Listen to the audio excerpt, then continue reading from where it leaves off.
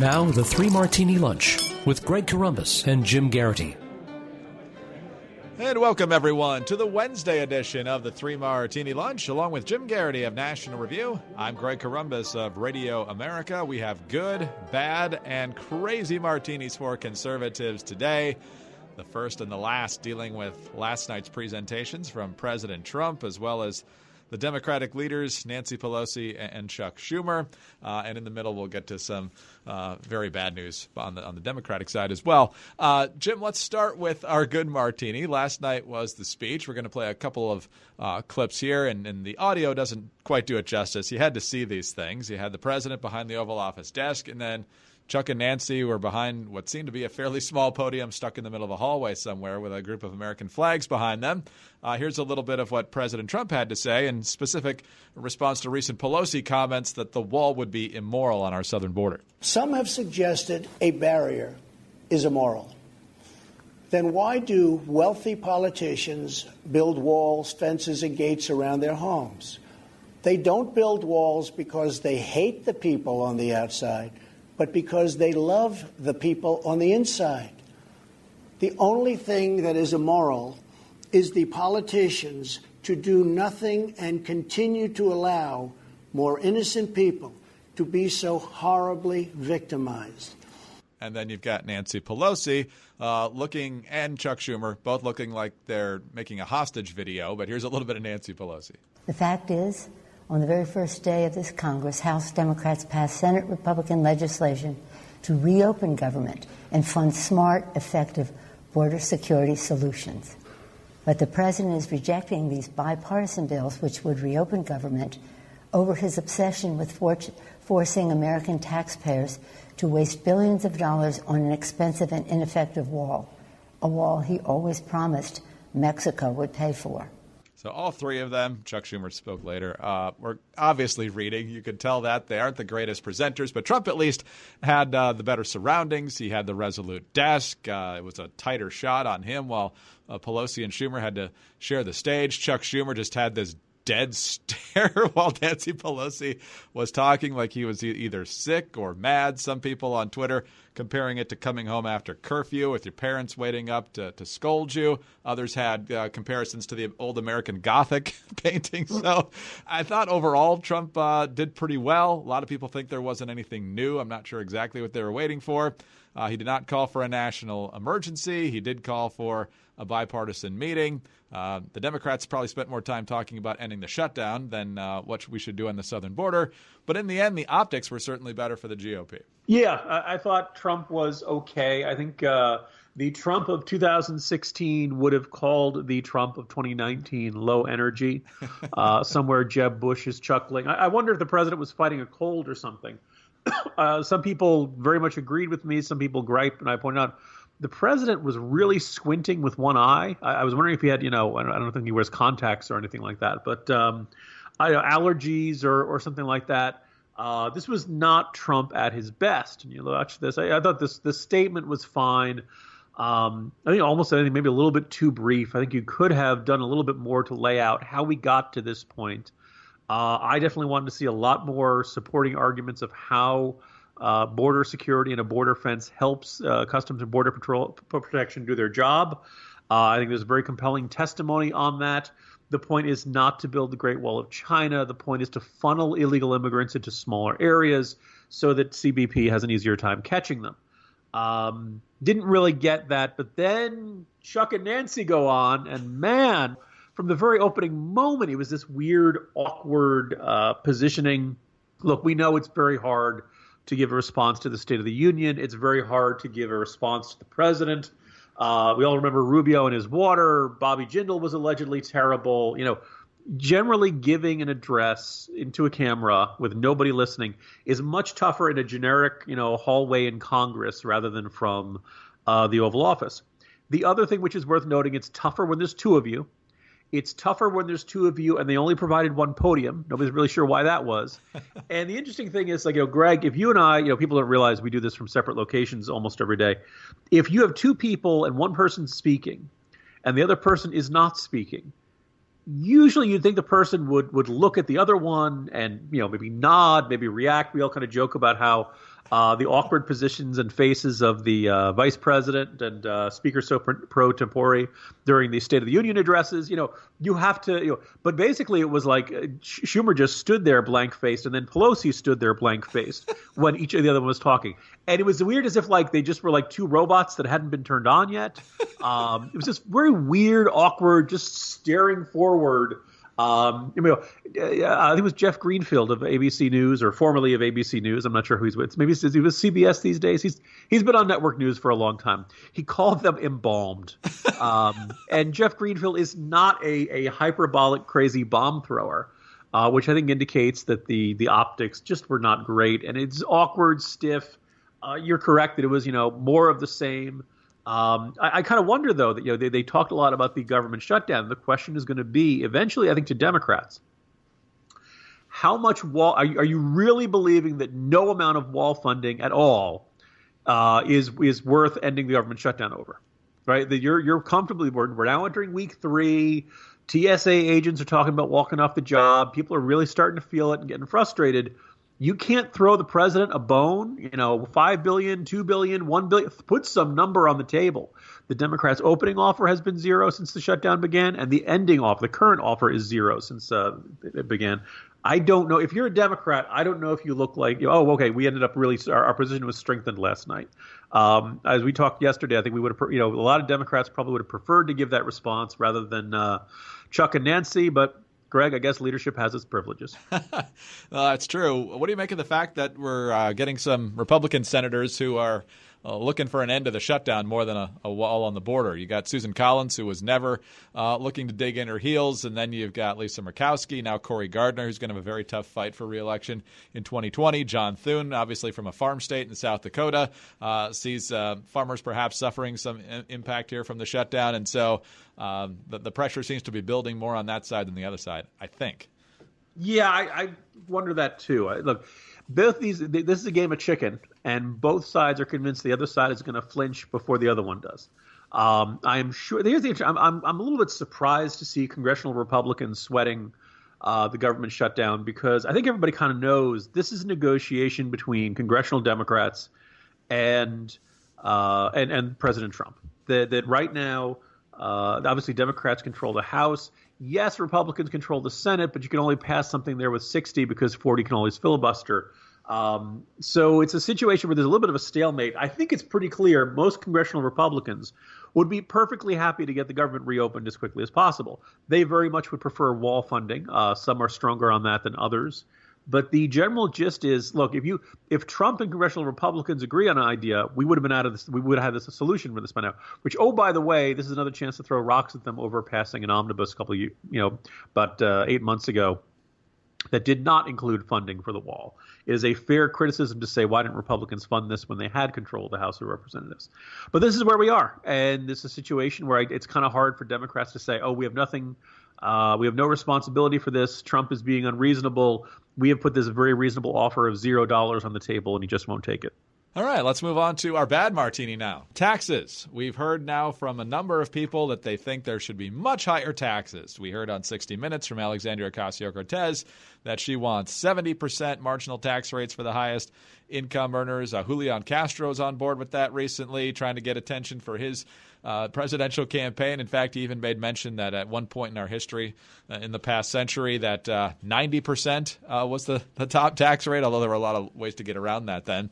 But it's not just the fringe of the party, Jim. Roll call. Congressman John Yarmuth, the new House Budget Committee chairman, said his chamber's budget blueprint will aim to claw back lost revenue by boosting the corporate tax rate from its current 21% to as high as 28%, with rate increases also possible, meaning likely, for high-earning individuals. In fact, the budget is going to assume that. Also from John Yarmuth, this is over in the Washington Examiner, he has asked the Congressional Budget Office to analyze the effects of shifting all health care costs onto the federal government, a first step toward the Medicare for All legislation sought by progressives. And so when it comes to jacking up taxes, a lot of people are getting asked about it because of all the media attention that Ocasio-Cortez is. Not that long ago, Kamala Harris on The View being asked about it by Meghan McCain, and Kamala Harris with a pretty interesting tap dance here. Do you agree that she could possibly, in this ideology of the socialist left, could splinter your party? No. I think that she is challenging the status quo. I think that's fantastic. I think that she is introducing bold ideas that should be discussed. And I think it's good for the party. I frankly think it's good for the country. Let's look at the bold ideas. And I'm eager that we have those discussions. And when we are able to defend the status quo, then do it. And if there's not merit to that, then let's explore new ideas. Jim, it's going to be fascinating because I'm sure she knows that argument can't resonate well in a general election. How long in the primary season Kamala Harris is going to be going, that's really interesting. We need to talk about that with ever actually taking a position on it. Yeah, I suppose you could say the silver lining is that Kamala Harris is not never quite comes out and endorses it. But, it's now safe to say that a 70% tax rate on income over $1 million a year is now within the realm of discussion of the Democratic Party. You could say, if you believe in the concept of the Overton window, this idea of what kind of ideas and what kind of proposals are considered plausible and believable and worthy of serious discussion, the Overton window is being pushed to the left compared to 4 years ago, 8 years ago, 12 years ago in the Democratic Party. Now, in today's Morning Jolt, I kind of go through the rest of Alexandria Ocasio-Cortez's, Green New Deal. Little fine print people haven't really talked about besides the tax increases. Turns out they want to cut the size of the U.S. military in at least half, maybe even more than that. I can only imagine how safe the world would be under that circumstance. Withdraw all U.S. troops from overseas. Good luck, South Korea. Good luck, Europe. Good luck, Middle East. Good luck, Japan. You're all on your own. Nothing bad could happen there. I guess the idea, Greg, is that the total number of carbon emissions during the war that would occur once we withdrew would be bad, but the total death toll would eventually reduce the total carbon emissions in the long run. So for environmentalists, it's a long-term win, watching lots of people die in terrible wars around the world. It would effectively ban cars. But all this, by the way, is meant to be done in the next 11 years. This will also be done by 2030, okay? Ban cars, ban natural gas energy, ban nuclear energy, ban oil, ban coal, liquid natural gas. Add up all the different energy sources that they want to ban. Once again, in 11 years, you end up with 88% of the current U.S. Moving to an all-renewable energy within 11 years. Some people say this is physically not possible. This is starting to violate the laws of physics to generate that much energy from simply renewable sources in the next 11 years. And, of course, when you put this to the Alexandria Ocasio-Cortez of the world, their general response is, why can't we dream big? Greg, why can't we dream big that will violate the laws of physics? What's your problem, physics? Why are you helping the patriarchy? Anyway, just going down this, there's a lot of just absolute cars would be effectively banned. You would not be all gasoline cars would have to go. You would not be allowed to have them anymore. And the government would decide whether you really need a necessary individual transportation unit, which is what they call it, which is another way of saying an electric car. So basically you need a government permission slip. Otherwise, you're entirely dependent upon public transportation. This is the most nutty, crazy pie in the sky, unicorn and rainbows proposal to come down the pike in a long time.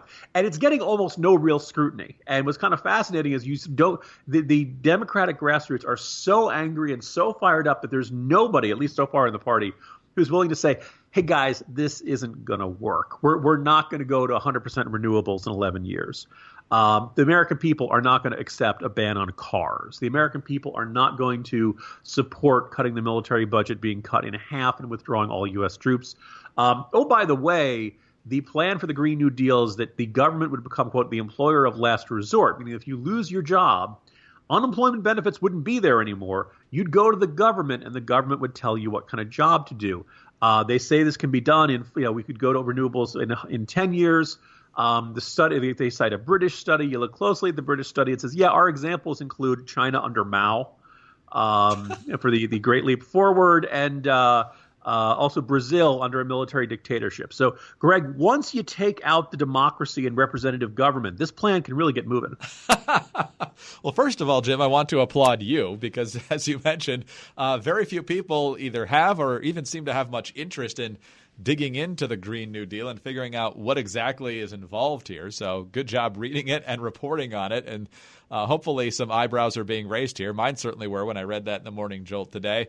And again, it goes back to our good martini in kind of a twisted way from, I think, either late last week or early this week, in that the Democrats are showing their hand early. Usually when you're just trying to basically kill 2 years because there's not a lot that they can get done that's crazy here with a Republican president and a Republican Senate, you want to focus on things that seem, normal to most people, like job opportunities, education policy, infrastructure, family leave, things we might not necessarily agree with, but are generally popular.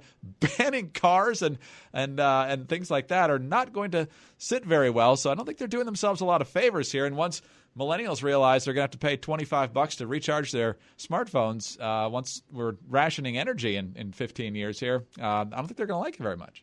Yeah, look, there'd be an interesting, question of what happens when the U.S. to the traditional Democratic economic message when wages are actually going up and unemployment is less than 4%. And, you could argue that, actually maybe the economy's doing okay. I think if anything, with the fact that we're headed back towards $1 trillion deficits would strike me as a fairly significant looming problem for the country. The fact that we're basically the ticking time bomb of entitlements has not been addressed. It seems like a fairly significant. The fact that, interest on the debt is going to take up a bigger and bigger chunk of federal expenditures as the years go by unless we do something. But there's no interest in that. And instead, there's this giant, crazy idea of totally organizing society. If anything, you could argue they're even more utopian than ever. So it's interesting. You could argue that going back to the Great Recession, the big message, you could argue that since 9/11, the biggest concern of Americans was terrorism. You could argue that since the Great Recession, the biggest concern for Americans is jobs, wages, and maybe long-term economic security. Right? Those are the two. Am I safe and am I able to pay my bills? Those are two big questions for a lot of people that have, as of midday January 9th, 2019, we're doing pretty good. We haven't had a terrorist attack too long. Unemployment's pretty low. Wages are starting to go in the right direction. 7 million unfilled jobs in this country. We're actually doing pretty well on that. And so now all of a sudden the Democrats are looking for a new agenda, and it is we will build green nirvana, and the government will, it's not, this current employment situation isn't good enough. No, we're going to have the government eliminate all unemployment by giving jobs to everyone. Speaking of Alexandria Ocasio-Cortez, we promise she's not going to be the subject of every martini, but she keeps putting herself out there on some of these different policy issues in ways that just stagger the mind. Last night she was on MSNBC with Rachel Maddow responding to the president's address on border security and the shutdown. And Alexandria Ocasio-Cortez is not only not worried about criminals surging across the border and possibly some terrorists, she says that those people are better than the rest of us. In the actual address, there was falsehood after falsehood, and we have to make sure that we get our facts straight. Everyday immigrants commit crimes at a far lower rate than native-born Americans. And not only that, but the women and children on that border that are trying to seek refuge and seek opportunity in the United States of America with nothing but the shirt on their backs are acting more American than any person who seeks to keep them out ever will be. And Jim, you say this essentially, and I think you're right, puts the lie to what Pelosi and Schumer were saying last night, that they really do want border security. The progressive wing of the party doesn't seem all that interested in it at all. Yeah, I was going to say, if you believe that wanting to keep anyone out is un-American, you don't believe in border security. That's at that point we can tell everybody at Customs and Border Protection to go home. That's where we are. This statement really bugged me, and I say this not as at least I don't think of myself as some sort of crazed xenophobe, but as somebody who really likes immigrants, who really likes legal immigrants. I should put this out here. My wife is an immigrant. Yes, this marrying me is one of those jobs that Native Americans will not do. Inherent in this statement is that the people coming here, they're acting more American than any person who seeks to keep them out will ever be. Look, the people who are coming here, I am sure they are a big mix of the good, bad, and indifferent. I'm sure they're in desperate straits. I think you could basically say that immigrants are probably more inherently risk-taking than native-born, because the very process of attempting to immigrate, you could argue that's okay. That's a tolerance for risk. You don't do that if you're cautious and the people who are cautious decide to stay at home. Beyond that, though, I don't think we want to make any blanket statements about the character of immigrants, because we have really wonderful immigrants coming to this country. And we have guys like, I got to check out the name here, Omar Atin, not Omar Mateen, but he was approved by his refugee application was approved by Citizens and Immigration Services back in June 5th, 2014. Oh, by the way, he was a member of ISIS and arrested in Sacramento. Thankfully, he was not involved in any terrorist attacks, but not everybody who comes here has good character. Not everybody who wants to come here has the best of intentions and wants to live the American dream. Plenty of them do, but there are bad ones. And that's why we want people to go through the legal immigration process. It's not a perfect process, as this guy getting through the refugee application process indicates, but at least gives us a fighting chance to take people who have criminal records, who are violent, who have ties to terror groups, who are ties to gang members, other red flags, warnings of why we would not want this person in this country. This is not a good person. This is a person who's going to cause problems in this country. This is a person who's going to be a threat to others. All we want from people who want to come into this country, go through this process. Yeah, I realize it's a long process. Yes, I realize it's a Megillah and aggravation. I understand this. But you know what? If you want to come here, you got to play the game by our rules, right? We have to have a system that basically sorts out the bad ones from the good ones. And this not only makes all of us safer, if you get through that process and you're not one of the bad ones, once you get through it, you're better off, right? Everybody's got an interest in keeping members of ISIS and Al-Qaeda and gang members and all of these different groups out. Alexandria Ocasio-Cortez says that everything I have just said is un-American. Not merely mistaken, not merely unworkable, not merely a bad policy or unrealistic. Un-American, right? And that if you disagree with her, you're not all that American, but the people who are lined up outside on the other side of the border, they're more American than you are. At this point, you're really hoping nominate this woman for president. I realize she's not old enough, but this is probably the single most alienating message you could put to the American people than to say that if you you can't say you believe in border security. She denounced ICE at a separate point in her statements. At this point, it's fair to put to the Democrats, what deportations are you comfortable with? My suspicion is that for a lot, the answer is zero. That is a debate I think the Republican Party should be happy to have every single day of the week and twice on Sundays. Excellently said. Excellent rant. It's a winning issue when you go that far. When the Democrats go that far, it's a winning issue for Republicans. I'm a little surprised Trump didn't mention the fact that Democrats have given the full embrace to sanctuary cities, for example, which should be a clear line of demarcation that I think most of the public would agree with him on. But we'll see if the needle moves. I have my doubts since everyone's so entrenched on the issue and certainly on what they think of Trump. But Jim, somebody last night, I think it might have been Eric Erickson, that just expected either in the response or the president's address for somebody to yell live from New York at Saturday night, but it didn't happen. It did not happen, partially because it was not from New York, but also the interesting question will be, do they attempt to mock this on Saturday Night Live? I think they had a lot of fodder, but the interesting thing would be that, if Alec Baldwin, if he comes back to do Trump or whoever's doing Trump these days, you'd have to underplay it. You'd have to play Trump as being quiet and much less fired up than he usually is. And of course, I think, the more awkward and stiff you could make. I mean, you basically should just put a pitchfork in Chuck Schumer's hand to complete the American Gothic look. I can't imagine that they'll not do something on this. If Alec Baldwin can get a parking spot, that is. So, Jim, all right. We've had the president's first Oval Office address. We'll see where this issue and a whole lot more go from here. Talk to you tomorrow. See you tomorrow, Greg. Jim Geraghty of National Review. I'm Greg Corombos of Radio America. Thanks for being with us today, and tune in again on Thursday for the next 3 Martini Lunch.